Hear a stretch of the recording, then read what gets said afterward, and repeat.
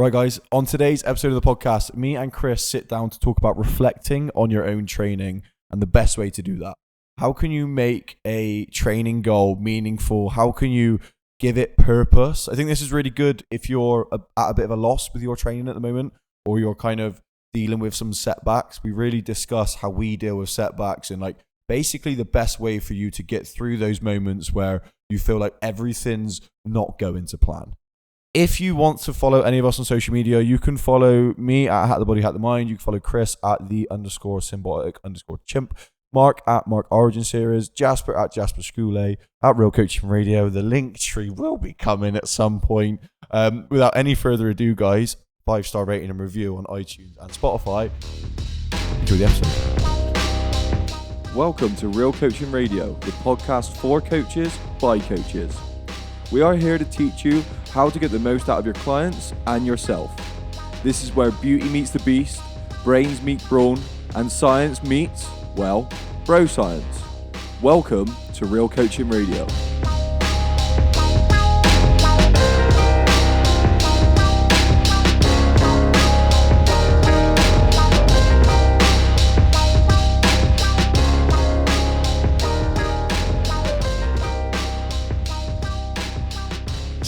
Weeks, 0 kilos.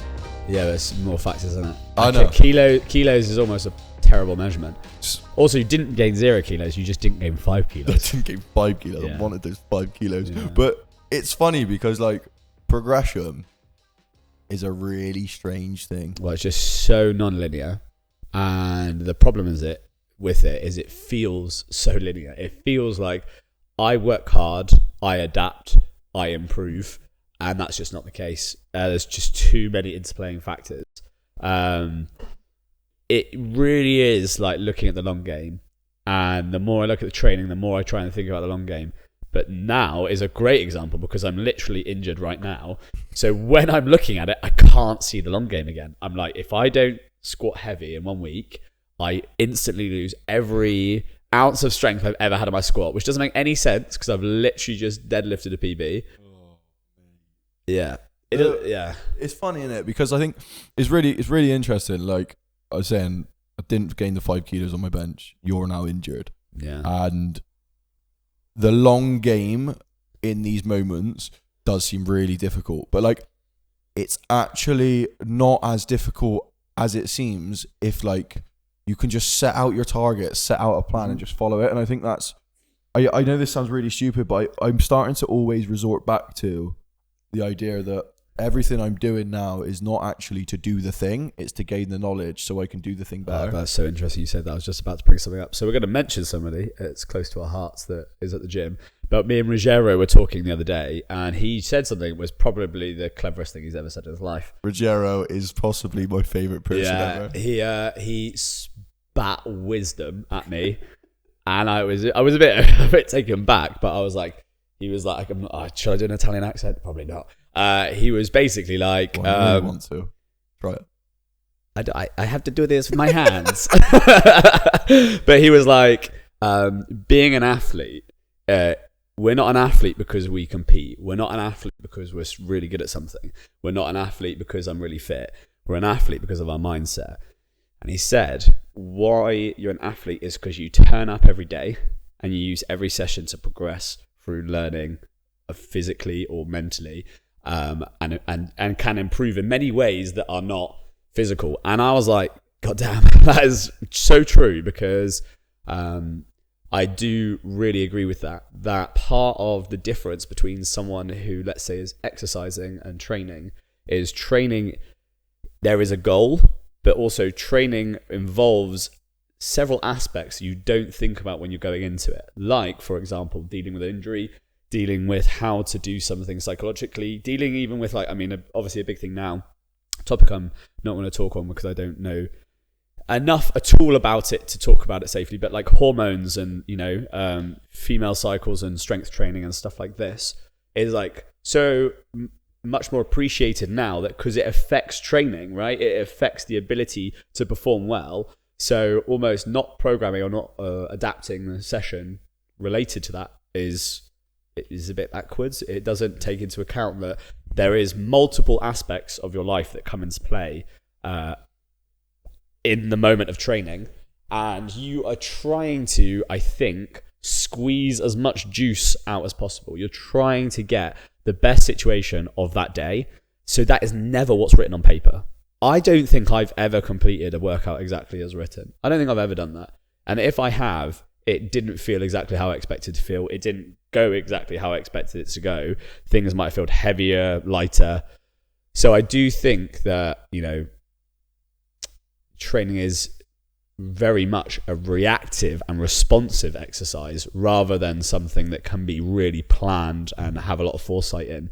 So it is funny because we're talking about the long game and the foresight, but actually it's very in the moment. Like the day is very respective of the day. It could be as much as like you haven't drank enough water, you haven't had enough salt, you haven't eaten enough food, you've had too much caffeine, you've had too little caffeine. A cat meowed at you aggressively on the way to the gym. Yeah, I think this is the biggest problem with like the kind of looking after keeping an eye on your brain and the parts of you which like kick in, which want to make you deviate from that path in a way which isn't thought through and logical. Yeah, like man. Whenever it comes down to training, like I have a plan written out in front of me, and the reason is because I think these are the things that are going to help me get to where I want to get to. Yep. And the only way I know if that works is if I do that plan to the way it needs to be done. Yep. The one good thing about keeping a log of everything you do is if you change and deviate from that, you can see what has actually happened.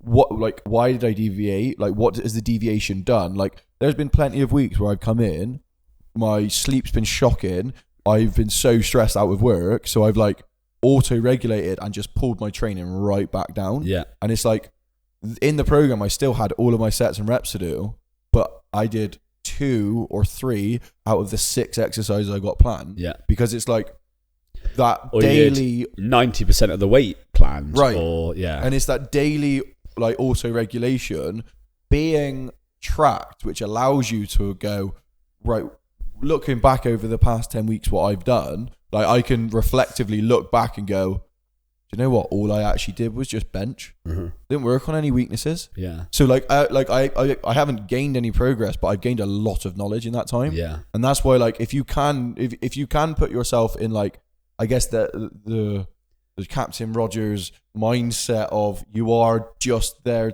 you're an athlete because you turn up and you try and learn. Yeah. Like you're gonna get progress. It just might not be in the form you're expecting.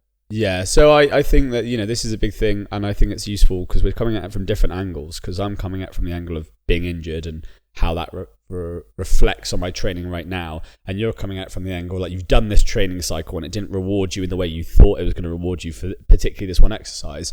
But I think, a big part of it is that we still turned up to our sessions and we still did something, and I think as long...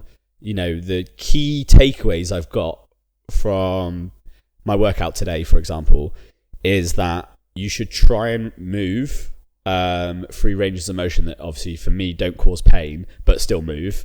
And then also you should try and train those muscles and those joint angles, again, where it doesn't cause pain / if you're really exhausted, to a volume and an intensity that is respectful of your body and your mind that day.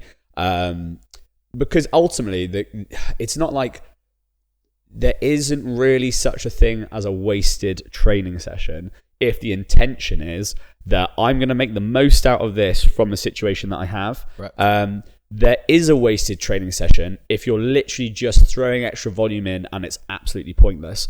Like, I was meant to squat today. I can't really squat with this injury right now. So it would have been a complete waste of time to do loads of really light squats at an intensity that basically wouldn't have made an adaptation, but, doesn't hurt. Instead, I was like, well, what exercises can I put around that joint angle to increase my leg strength or hypertrophy without squatting? So I was like, okay, I'm going to choose an exercise for my glutes. I'm going to choose an exercise for my quads. I'm going to choose an exercise for my hamstrings. And I'm trying to get volume and stability in those positions, being like, well, I can't work on strength right now through this position. Yep. So I'm going to try and increase hypertrophy. Yes. I'm trying to increase stability. And I think that's, that is a big part of it, is like, this is where Captain Roger, what was it? Salute Godari. I can't remember how to say it. That's Cheers Drive in Italian. I probably butchered it. Cheers Drive. So I think that where the wisdom is there is that you come into the session, warm up, start doing what you're going to do. If you feel that responsive moment from your body being like, well, this is just not happening, adapt it appropriately. I would say if you're just tired, or if you feel like pretty fatigued, the best answer is probably reducing the volume or intensity. If something is creating pain, the best answer is changing the movement pattern. And it's just adapting it to the day, because, there probably is times where you don't feel like doing stuff. And that's just because you're a bit tired and mentally you're not there.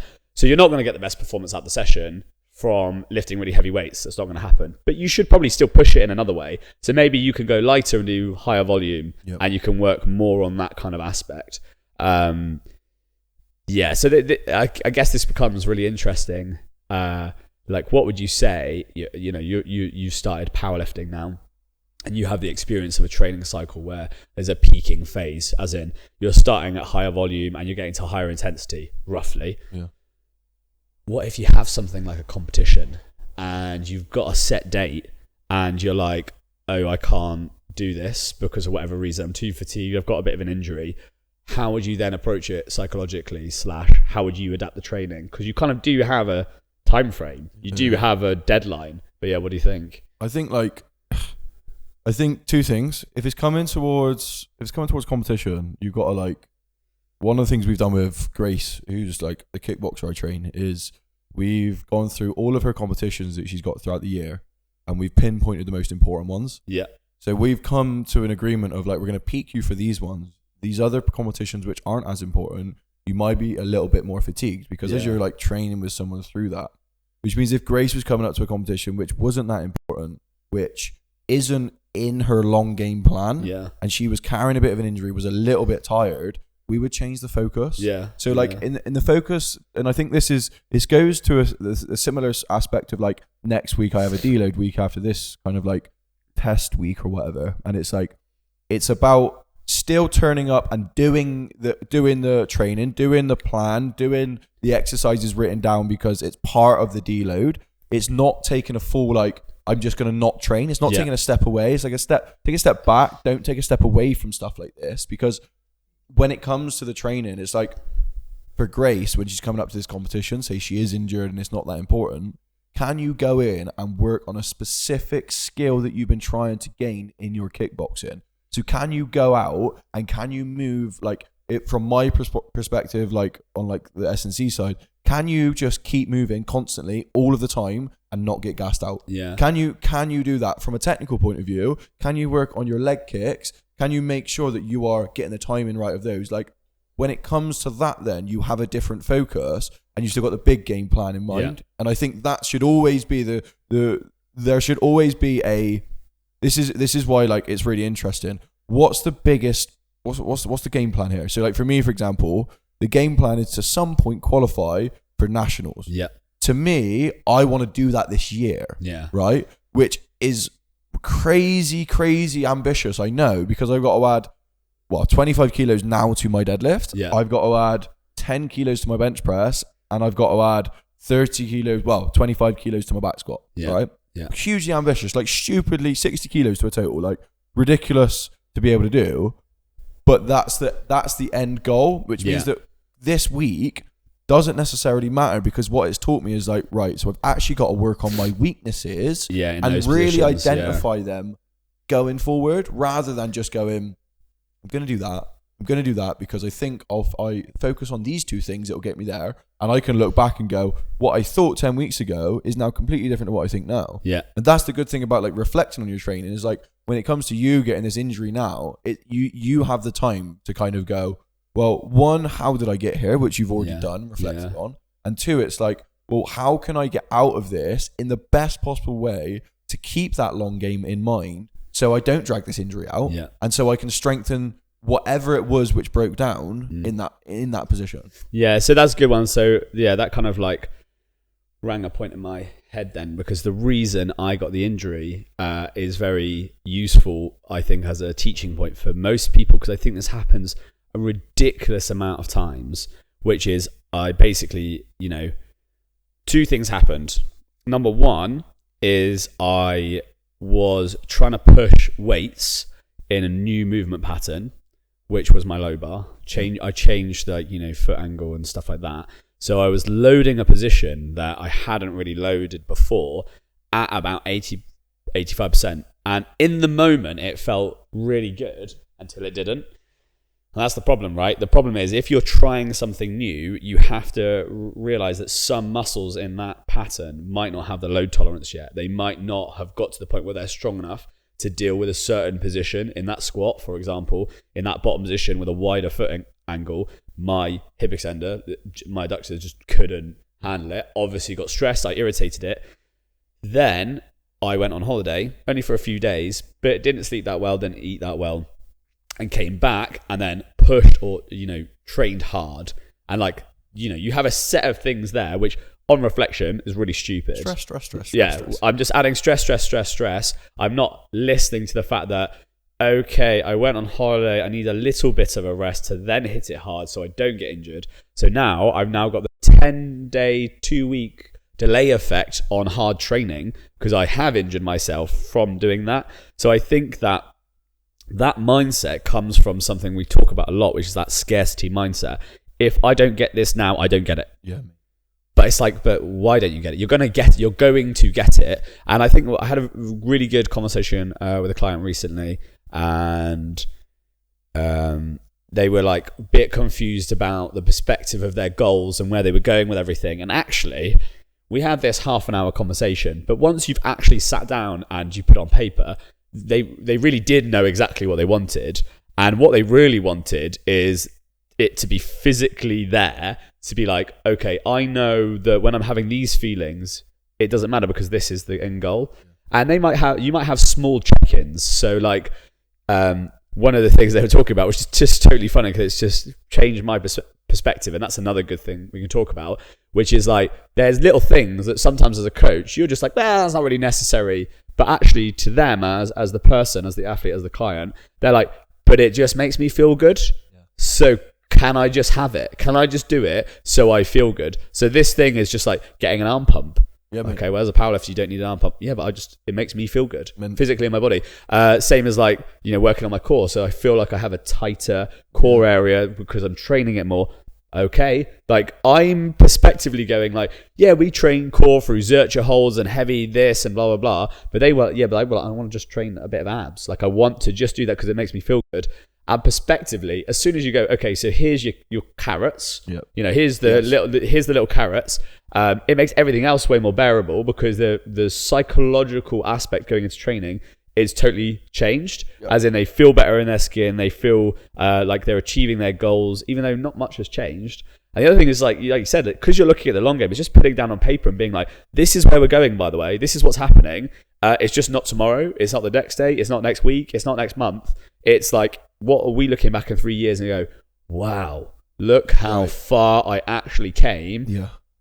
And that's what's knowledge, mate. I'm just the same with clients, 2 points. Clients and people in general, we included, need to do the things that we want to do as well as do the things we need to do. Yeah. And it's just a case of can they be put together? Yeah, definitely. And that's definitely kind of one of the things when I work with anyone, the conversation I always have is I will tell you the best possible way to get there. Yeah. And then I will tell you the best way that you're going to want to get there because of what you enjoy. Yeah. And that is practically the way it works is they come to me and they go, these are all of my goals. Yeah. And I go, if you do X, Y, Z, you'll get there. Yeah. But what do you like doing? Yeah. And that's the first question because it's long game is keep them engaged. Yeah. The way we keep them engaged is by having them do the things they enjoy and hiding the other things that they need in there. Yeah. So it's Jason, for example, his external rotation and he's got a bit of winging of his scapula.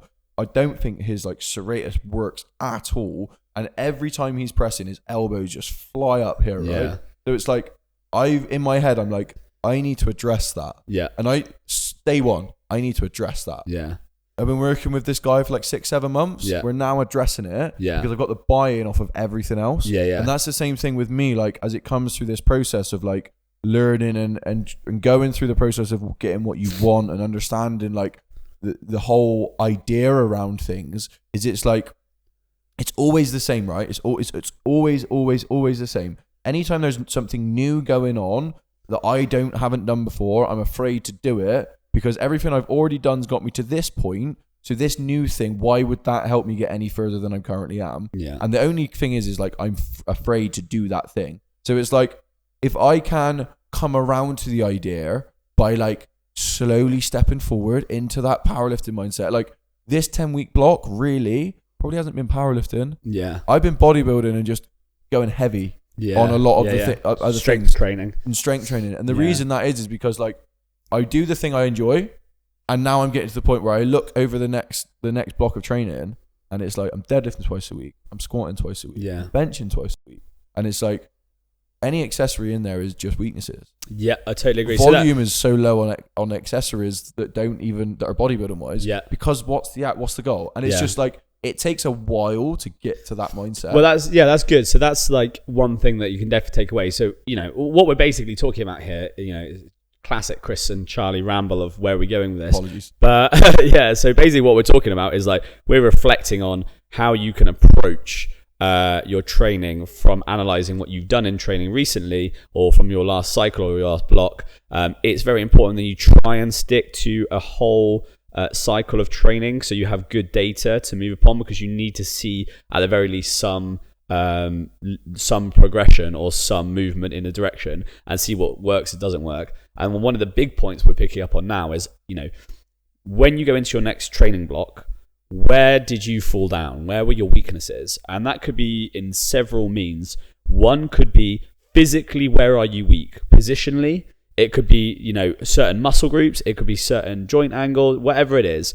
Where are you weak? How can you strengthen those ranges? How can you strengthen those positions? How can you strengthen those muscles? The next thing is, where have you failed to take into account of things that might affect your training? So maybe on a certain day, you're extra fatigued from work, and then so that day is not conducive to you training really well, but for your program right now, you have deadlifts on that day, and you've got a heavy deadlift day. Well, that's not going to work because you've got high fatigue from the day. You're not mentally there, so you're never pushing the output on the deadlift, and then you're not going to be able to progress in that mindset. So you need to look at those kind of things and look at your weaknesses from a personal perspective, from your habits, from your diet, but also from a physical perspective. Okay, so for me, one of my weaknesses would be like physically, my hip extension, my abductors, something I literally have never trained, and now I'm using them. It's like, oh yeah, that's why they're injured, because I've literally never done anything for that in my life, except for just squat. Yeah. And then there's also things just like fitness, but it's just, the more you get into it, the more nitty gritty it gets. And like basically what you've learned from your 10-week block of powerlifting is that there is very specific technical things that require concentration and focus. And you can't just increase load or volume to get past those things. You do actually need to give them attention and focus. And ultimately, like that's a big thing for powerlifting. You have like your primary day, and then you have a secondary and a tertiary day where you're looking at positional or technical work. So your primary day might be just squatting and getting the volume in the squats. The next day might be like, okay, I'm weak here. I'm going to do slow eccentrics or pauses or pins or whatever it is. But I think a mindset which is a bit of like a counterintuitive, or like, what's the right word when it's both one thing, like contrasting. You need to treat the journey as an experiment, but you're also not a lab rat. So congruent. Oh, that's a good word. That's a good word. Oh, yeah, that is a good word. But yeah, so you are experimenting on what's right for you, and that will constantly change. So you have to constantly experiment. Maybe have some sort of weekly or regular checkpoints. That could be in your warm-up for each day. You have certain parameters you have to hit to make sure your movement pattern is good. Don't start loading till you feel good with the bar. Don't start. So something I'm going to personally do soon is that I'm getting that velocity meter, and I'm going to literally not start squatting till my velocity is at a certain percent. So I know that, okay, I'm actually primed now, ready to squat, instead of kind of like lazily getting into it and then putting load on the bar and therefore hurting myself because I'm not actually ready to squat yet. I'm not warm.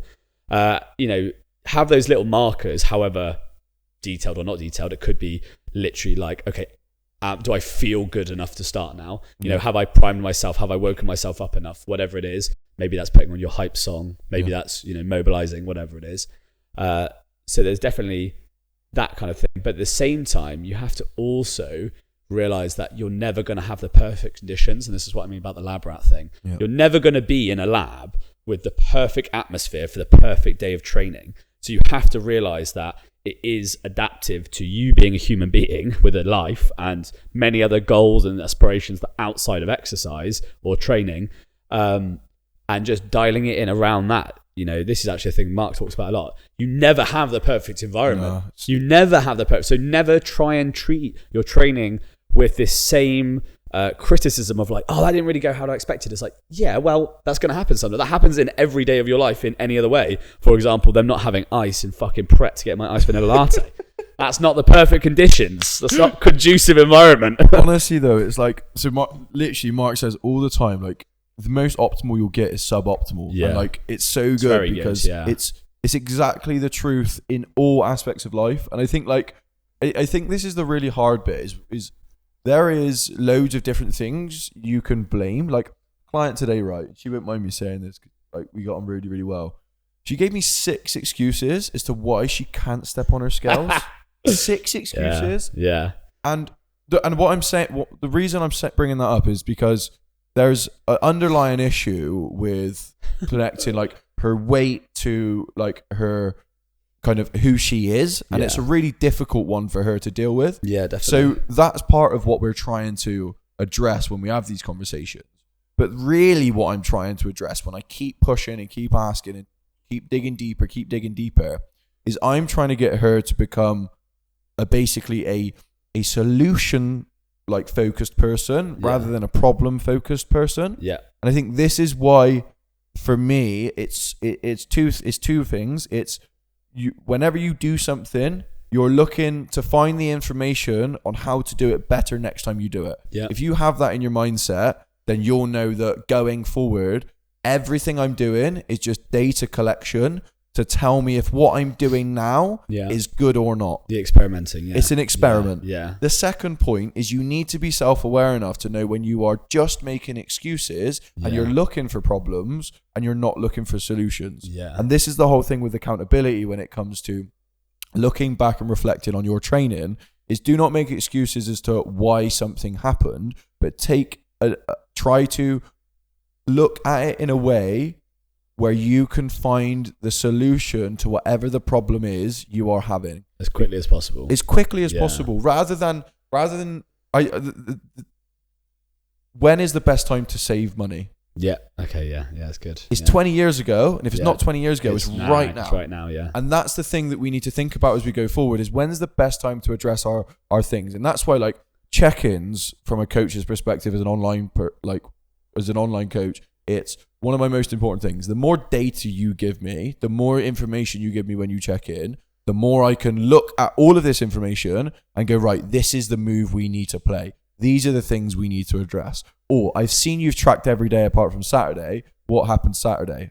You didn't track because you knew you were going over. Okay, let's address that situation to basically make someone more aware again of what's going on.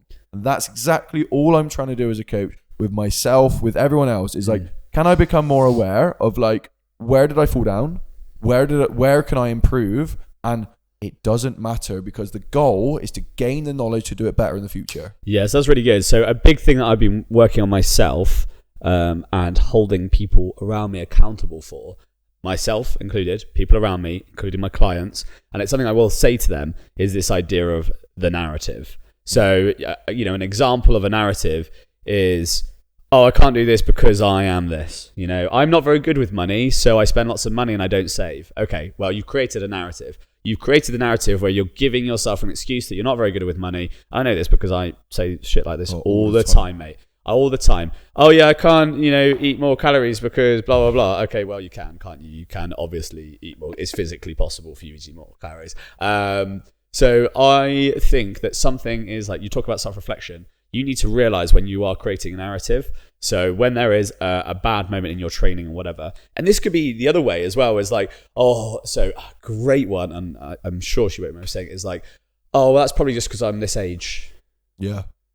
That doesn't matter. That's not you can't change your age. You can't change the lens at which you see through, the body of which you produce with. But we can constantly improve. Your goal doesn't change, and you're competing against people in your category and your age and stuff. So saying things like this is like, maybe at a base level, all these things are true. Maybe I'm not good at money. Maybe it is because of your age. Maybe because of, but that's not relevant. That's not a relevant data point, because we're not working on your age. We're not working on the fact that, why am I not good with money? The reason is that the reason we're looking for is, okay, so how can we improve upon that? So that is that factor is not getting in the way. So yes, let's say you are a certain age.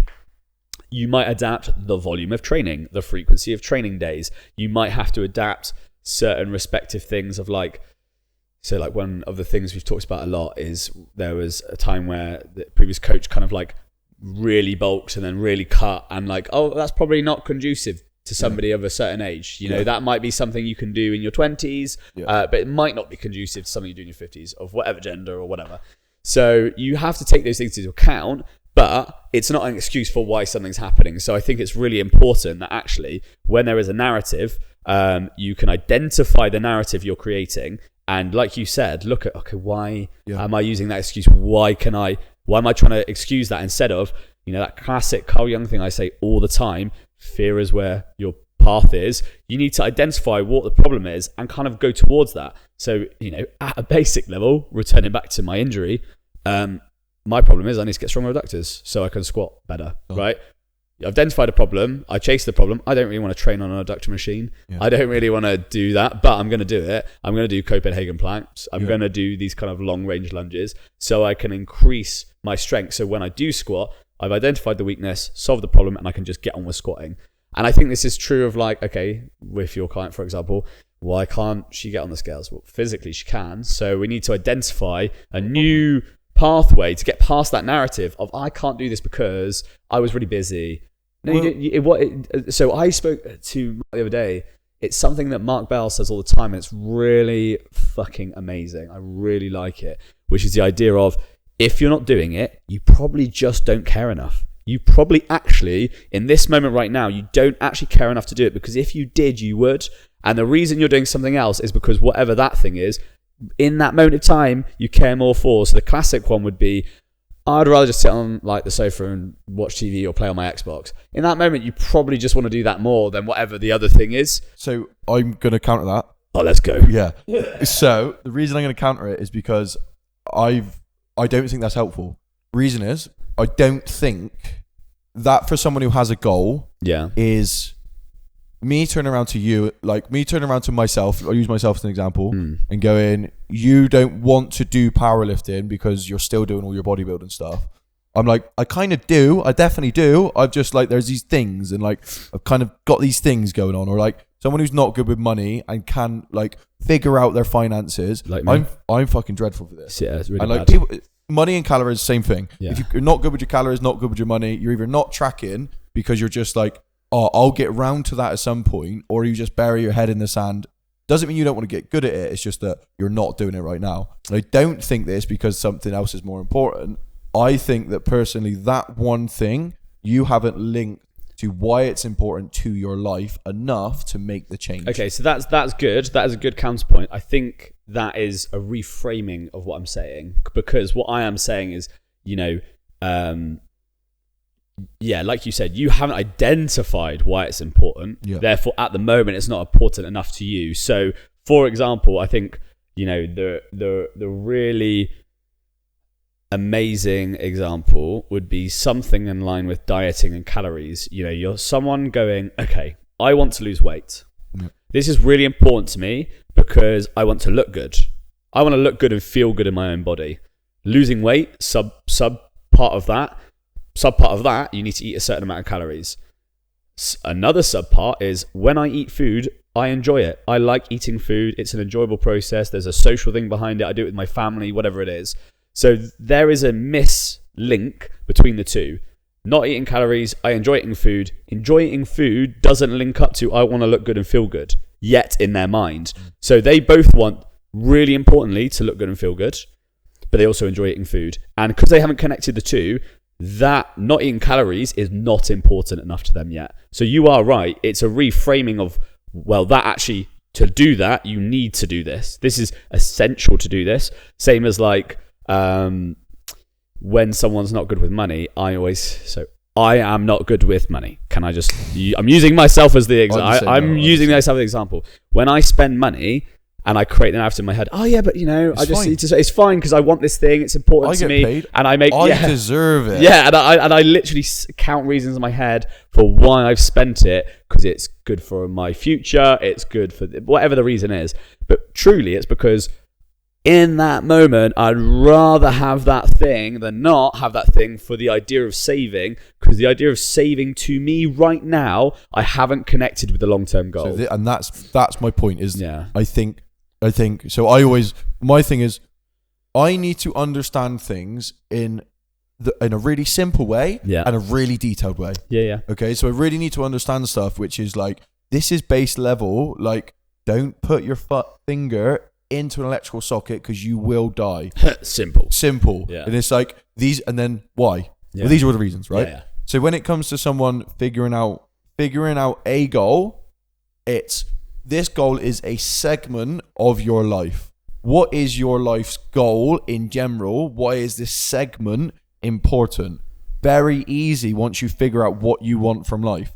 Why is powerlifting important to me? Yeah. Because I know if I get good at powerlifting, one, it's a personal pursuit, which like the amount of reasons, it's a personal pursuit which I'm going to enjoy. It's going to help me with business-wise if I can show and walk the walk of the talk that I talk. Yeah, exactly. Very simply show people how I can do it. Agree. Which means that in the future, it will give me more money. More money gives me more time. More time gives me more ability to create more services and products to help more people, which will ultimately help me in my bigger picture goal of spending more time with Jess, because I would have created a business which can give me money, which can allow me the time more freedom, to do the things I want. Yeah. So it's like powerlifting connected to the big does all of that. Yeah. So it's like when I look at, and that's the thing of like, I don't look at powerlifting in this segmented way. You don't look at your goal in this segmented way. Yep. You look at the goal, you look at the grand scheme of your life. Where does the goal fit within your life?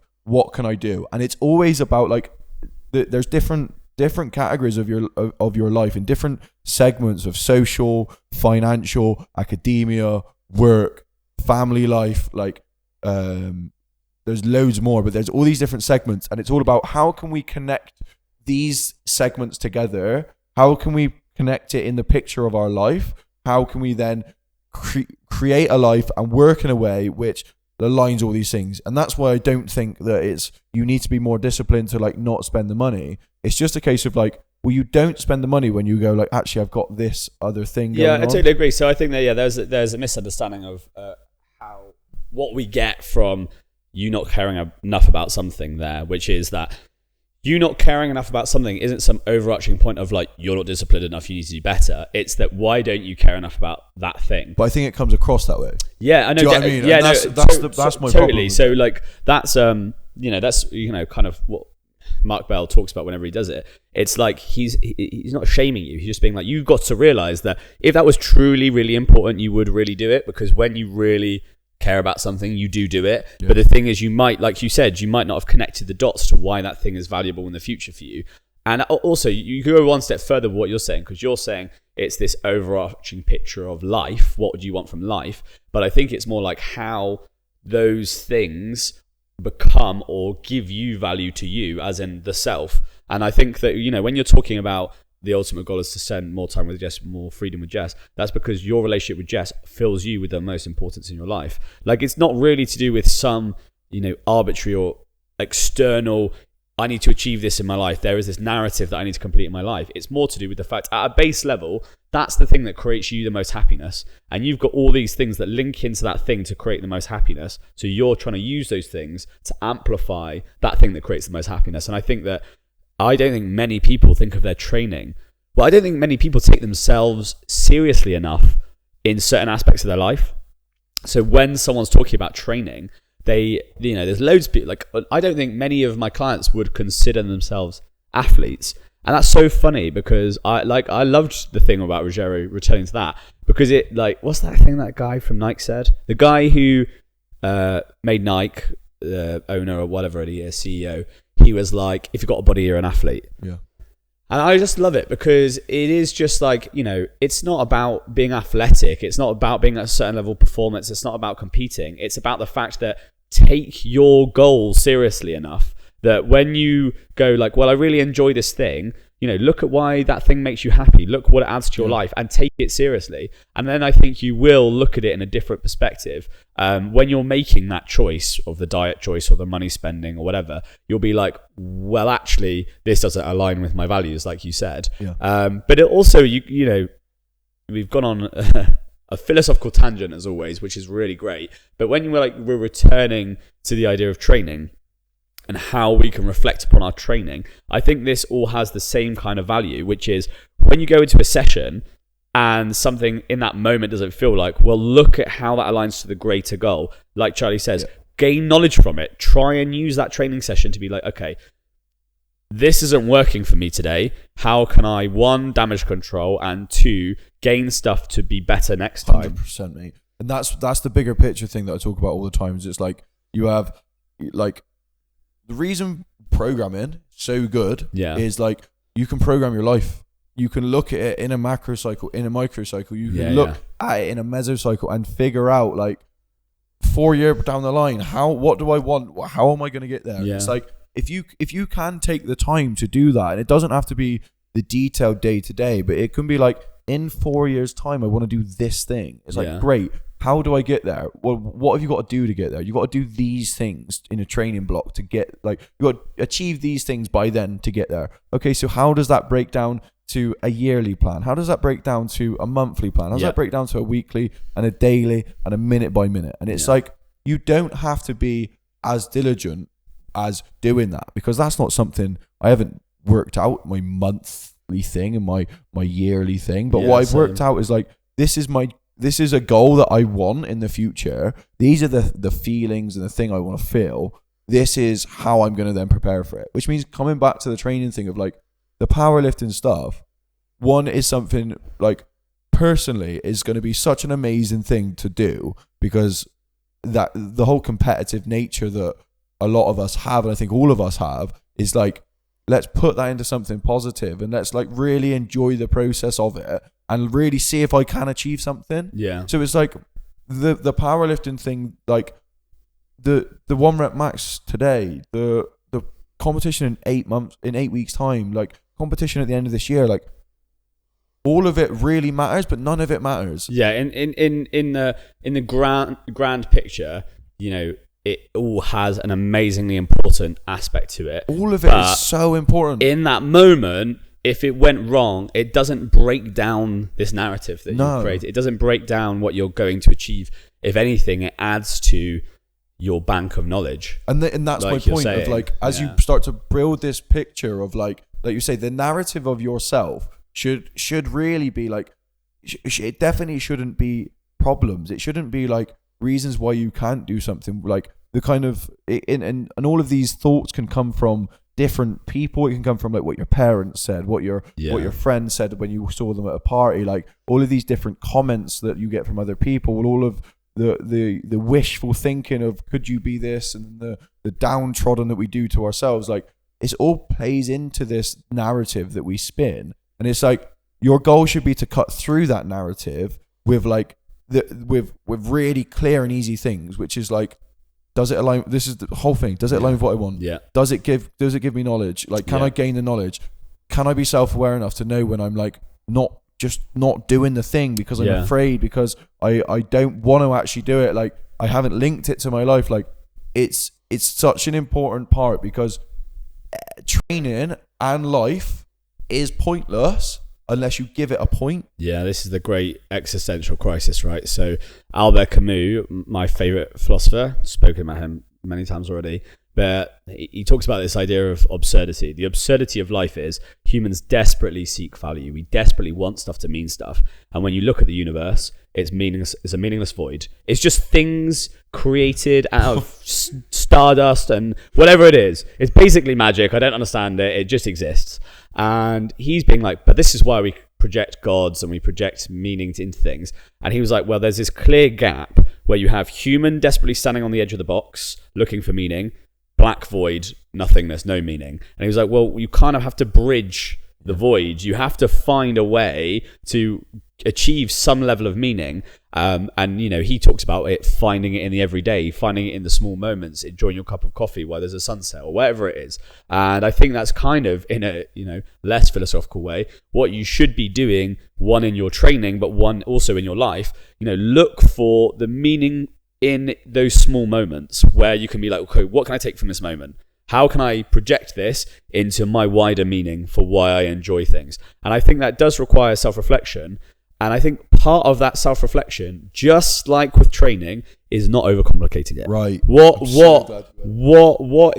you need to do is, I always talk in philosophy, but at a basic level, everything I've learned from philosophy is just make it as personal as possible and also make it as simple as possible. This makes me happy because it makes me literally feel good when this happens. So I'm going to do more of that to make that more feel good feeling, because feeling good is ultimately better than feeling bad. It's that simple. So those things that align with making me feel good or having a consistent, stable mindset, or whatever that is, avoiding those terrible mindsets that make you feel like the world is ending. What's the point? So all of those things you can find in the simple everyday. And I think you should align your practices in training to be like, okay, so I know that hitting this goal in training makes me feel good because of A, B, and C. So I need to try and make as much as possible lead up to that, make me feel good, but also achieve this goal. And balancing that, this training session wasn't good, but it doesn't mean it's not useful for me feeling good in the future or feeling good more stably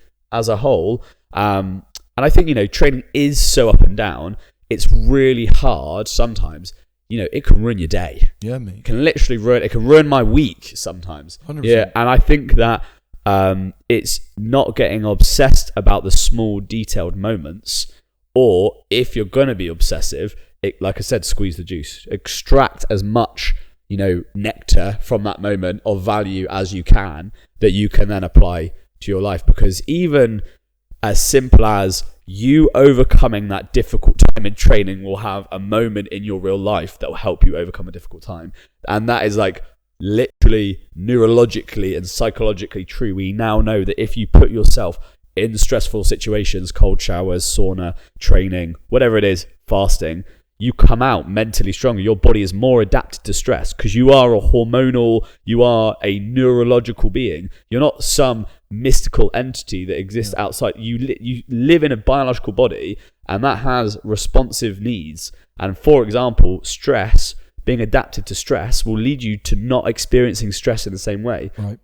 This is like let me clarify when I say like I have this whole like same as Chris philosophical view of the world, but day to day I go in and I train. I get up, I do the thing I need to do. I train, I talk to my friends, I check in with people that I care about. Sit like this, like and really, I do think about this. Don't get me wrong, in this way, and that's why I speak about it. Yeah. But what I don't do is get too hung up on thinking about it when I should be just doing the thing. Yeah. So this is actually a great point. Two good points coming off of this. One, this is what I said to Helen earlier, actually. I said, no one spends time thinking.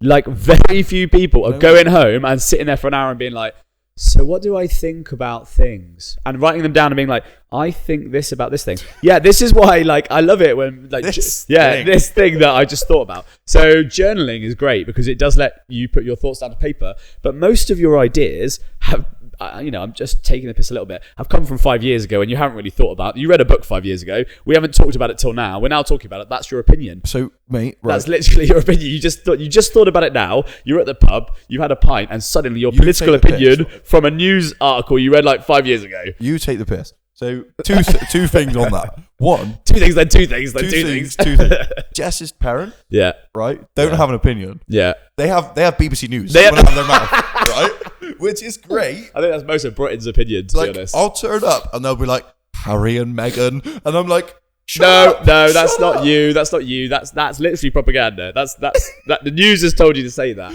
And like, this is the thing. Like, so when reflecting on your training, like for me, the whole progress pyramid idea, right, came out of a 3-minute thought. Yeah. Because I was like, someone's just asked me what I'm doing these workshops on.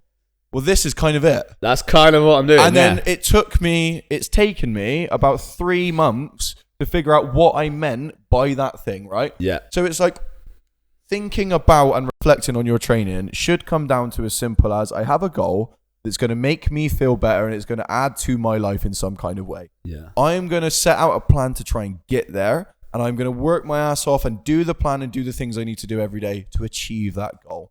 I'm then going to reflect every week, every 4 weeks, every 12 weeks, whatever it is, and go, what happened? What can I adjust? What can I change? And that's the great thing about like being a coach, is that I get to do that with clients. We get to make a little bit of progress. What didn't you like? What didn't work? What fell off? Let's change these things. And then we can start to then create this progression forward of constantly adding to your life. So when it comes to reflecting on what you actually want to do, don't sit there and think like, I've got to go home and like on my way to like a newer future and a better training session. It's just a case of going like, very simply, how simple can I make this? Yeah. How can I make it so when I turn up, what's the issue? How do I solve it? Yeah, I think that you need these checkpoints, and I think when I talk about no one goes and thinks about things. I'm taking the piss a little bit, but often there is ways in which you naturally do think about things. So for some people that might be writing. For some people that might be might be meditating and whatever, but I think most people I meditate. Yeah, but most people who meditate are actually trying not to think, basically. So I think what thinking for me comes in the fact that when we have a I'm thinking again. Yeah, I'm thinking again. Stop thinking, you bastard. How are you ever going to reach Nirvana like this? So I always think that when I think, it is through the moment of something else. So I adapt my opinion and I develop my thought process through having conversations with you on the podcast. The reason I find the podcast so valuable and why I love doing this is because this is essentially me thinking. This is my way of journaling. We're journaling and we're learning and we're adapting our process. And that is why I like doing it, is a self-reflection process through, for me, what I believe my greatest tool, which is my voice. So I am able to express myself, but also learn by speaking out loud. And for some people, that might be art. That might be... Everyone should do a podcast with their wife. Yeah, that's really interesting. Right. That's really interesting. Because, like, communication just gets you to, like, people can't think. People don't go home and think. Yeah. People can't think. And the way they think is by talking. And it's really weird because there is an audience. We do know you're out there. But also, it's kind of like there isn't an audience. But if you think there's an audience, it allows you to truly speak without the attachments of emotion. In the same way as like with your partner, if you were just having a conversation in your living room, you might be pissed off at each other. They might have made your sandwich wrong or whatever. Non-gender specific, anyone can make a sandwich, but like so that it might be cancelled. But it might be it might be that _symbol. But then in a different environment where you kind of are talking to this invisible other, you are able to have a more open conversation without the emotional attachments and get deeper into things. Even with us in the gym, sometimes we talk stuff about opinions, but we've got wrapped up into the day or whatever, and we're a bit like, I'm not going to listen to him right now. I have my... But as soon as we do this, we're both very open to new ideas. It's just the concentrated time of being present, and I think that's genuinely like that's part of the reason of having a coach is so good. Is because like people just can reflect on what they want and their goals and how they're going to get there through us, through the 1 hour of concentrated time of thinking about what the fuck you're going to do with your life. It's basically a talking mirror. You're being self-reflected upon that actually has an opinion that it can talk to you back. I think that's totally true. So I think the valuable point there is finding the check-in. How do you think? How do you find a way to get to your answer, whether it's meditative, whether it's through conversation, whether it's an essay, whether it's through movement, whatever it is, what allows you to come to better decision making, what allows you to come to better choices and better thought processes. And I think a lot of people just don't have that process in their life. They just roll on day to day.